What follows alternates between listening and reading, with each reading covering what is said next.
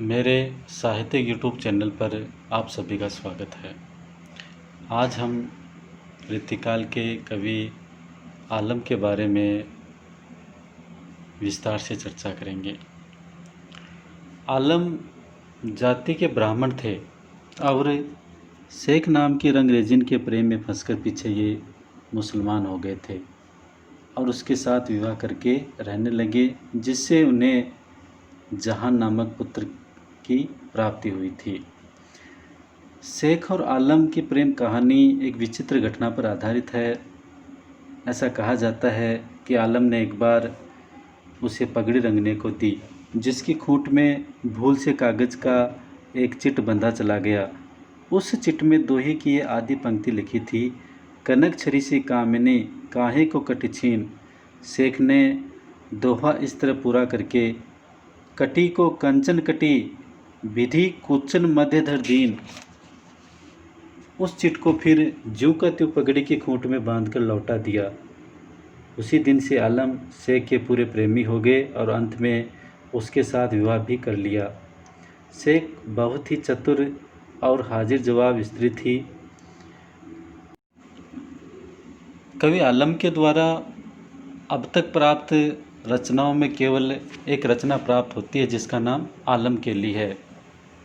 इस रचना में उन्होंने प्रेम, सौंदर्य, भक्ति भावना, प्रकृति इत्यादि को आधार बना करके अपने पदों का निर्माण किया है।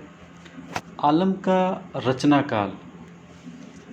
आलम औरंगजेब के दूसरे बेटे मुअज्जम के आश्रम में रहते थे, जो पीछे बहादुर शाह के नाम से गद्दी पर बैठा था।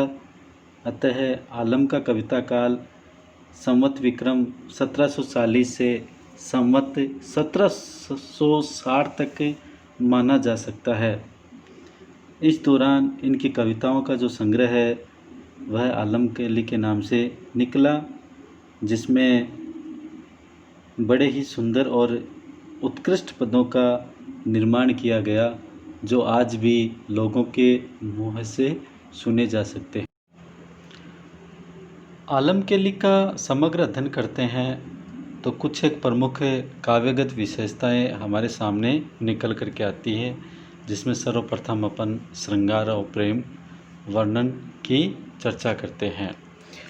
आलम के काव्य में श्रृंगार के दोनों पक्षों का प्रमुखता के साथ प्रकट हुआ है और प्रेम वर्णन का ये अभूतपूर्व काव्य बन पड़ा है।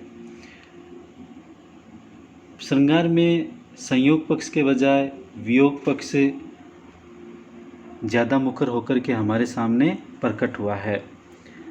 आलम ने उद्धव गोपी संवाद के प्रसंग को ग्रहण करके गोपिकाओं के हृदय की प्रेम पीड़ा को अपने शब्दों में अभिव्यक्ति प्रदान की है, जहाँ प्रेम का वियोग पक्ष बड़ा ही सबल और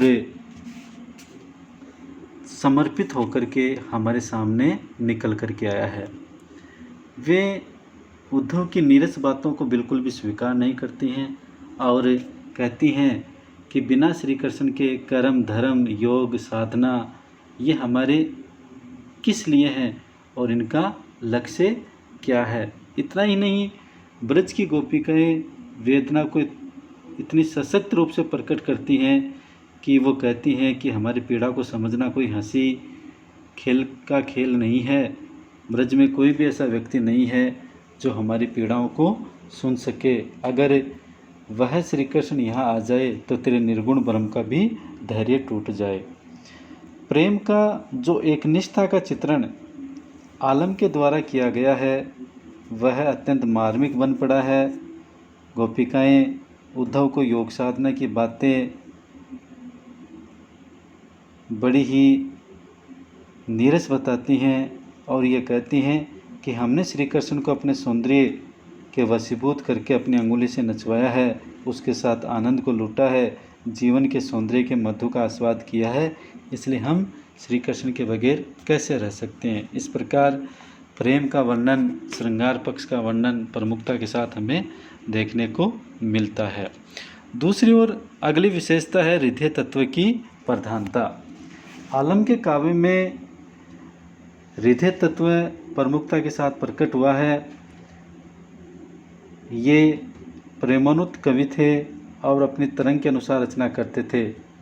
इसी से इनकी रचनाओं में हृदय तत्व की प्रधानता है। प्रेम की पीर या इश्क का दर्द इनके एक एक वाक्य में भरा पाया जाता है।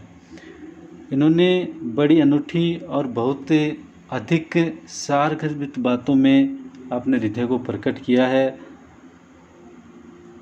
दूसरी ओर भक्ति भावना, आलम के काव्य में भक्ति भावना भी प्रमुखता के साथ है। उन्होंने लीला चित्रण के बहाने कृष्ण की भक्ति की है। इसी तरह कहीं कहीं शिवजी की स्तुति भी उनके द्वारा की गई है। उद्धव गोपी संवाद में कृष्ण की भक्ति का निरूपण वे गोपिकाओं के माध्यम से कहते हैं। तरनीजा तट बंसी बट कुंज पुंज बिथी, बन घन जहाँ तहाँ आनंद उपयोगी है।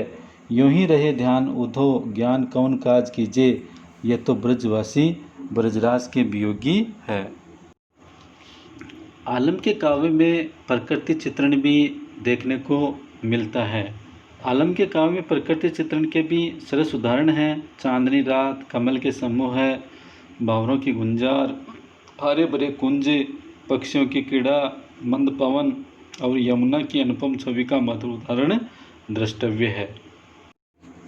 प्रकृति चित्रण करते हुए वे कहते हैं कि अरविंद पुंज गुंज डोर भौर ही वर्ती, हिलोर और घोर ज्यों निशा चलत चांदनी, निकुंज फूल मवली बेली छत्र छां से धरे, तटी कलोल कोक पुंज शोक शंख दंडनी है।